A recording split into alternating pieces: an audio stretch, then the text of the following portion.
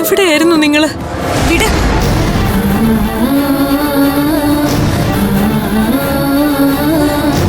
ചേച്ചി എന്തിനാ ഇപ്പൊ ഇങ്ങോട്ട് വന്നേ? എന്താ നിങ്ങൾക്ക് പറ്റിയത്? എന്തിനാ നിങ്ങൾ എന്നെ വിട്ടിട്ട് പോയത്? എന്നെ അത്രയ്ക്ക് വെറുത്തു പോയോ? ഞങ്ങൾക്ക് ചേച്ചിയോട് വെറുപ്പോ സ്നേഹമോ ഒന്നുമില്ല. ഇത്രയും നാളും കൂടെ ഉണ്ടായിരുന്ന ഞങ്ങളോട് ഇങ്ങനെയൊക്കെ പെരുമാറാൻ കഴിഞ്ഞല്ലോ. അത് ഓർക്കുമ്പോൾ സങ്കടവും നിരാശയും മാത്രമേ ഉള്ളൂ.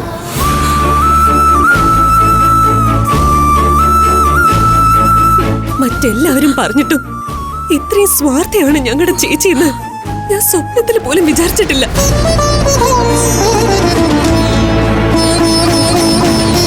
സ്വപ്നങ്ങളെക്കാളും കഥകളെക്കാളും വിചിത്രമാണ് ജീവിതമെന്ന് ഞങ്ങൾ ഞങ്ങളുടെ അനുഭവം കൊണ്ടാ പഠിച്ചത്.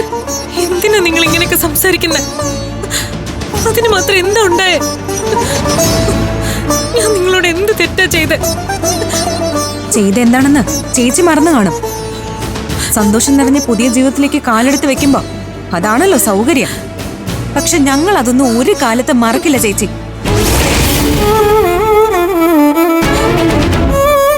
ഞങ്ങളൊന്ന് ഒഴിഞ്ഞു പോയാൽ മതിയെന്ന് ഇത്രയും നാളും വിചാരിക്കും പെരുമാറി സംസാരിക്കുകയും ചെയ്തിട്ട് എന്തിനാ ചേച്ചി ഇങ്ങനെ വന്നു കയറി ഇപ്പൊ ഒരു നാടകം?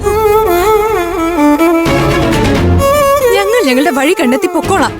ചേച്ചിയുടെ സൗഭാഗ്യങ്ങളൊന്നും കട്ടുറുമ്പാവാൻ ഞങ്ങൾ വരില്ല. ചേച്ചി പേടിക്കണ്ട.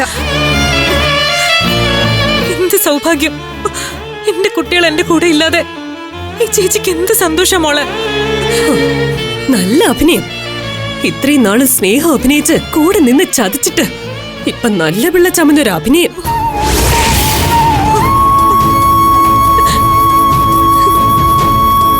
ഇറങ്ങി പോയി ഇവിടുന്ന്. ഇനി ഇവിടെ നിന്ന് നാടകം ആടിയാ ഒരുപക്ഷെ സ്വയം അറിയാതെ ഞങ്ങൾ എന്തെങ്കിലും പ്രവർത്തിച്ചു പോവും. നിർത്തടി. ഇനി ഒരു അനാവശ്യം നിങ്ങളുടെ ചേച്ചിയെ കുറിച്ച് ആരെങ്കിലും പറഞ്ഞ എല്ലാത്തിന്റെ കർണം അടിച്ചു പോയിക്കും ഞാൻ. ഒരു പെണ്ണിനെ സംബന്ധിച്ചിടത്തോളം ഏറ്റവും വലിയ സൗഭാഗ്യം മംഗല്യയോഗോ. നിങ്ങൾക്കൊക്കെ വേണ്ടി അതുപോലും വേണ്ടെന്ന് വെച്ചിട്ടാ അവൾ ഇപ്പൊ ഇവിടെ വന്ന് നിൽക്കുന്നത്. അറിയാമോ നിങ്ങൾക്ക്?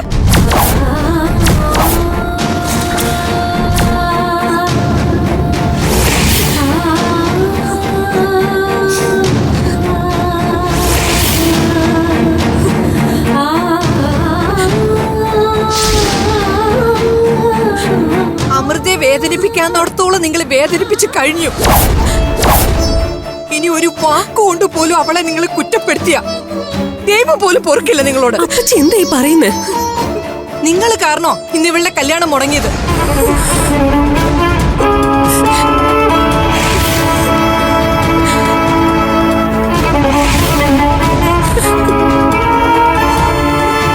കല്യാണം മുടങ്ങിന്നോ?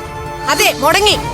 നിങ്ങളില്ലാതെ ഒരു കല്യാണം വേണ്ടെന്നും ഒരു സൗഭാഗ്യവും വേണ്ടെന്നും നിങ്ങളുടെ ചേച്ചി തീരുമാനിച്ചു.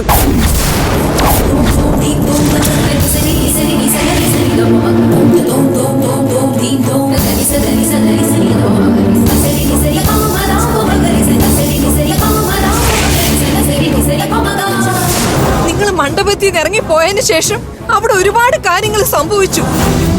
അവരിവിടെ വേണം. അല്ലാത്തൊരു കല്യാണം നടക്കില്ല. ഞാൻ സമ്മതിക്കില്ല.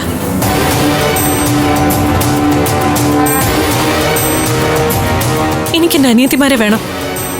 അവരെ ഞാൻ തന്നെ കണ്ടുപിടിച്ചോളാം.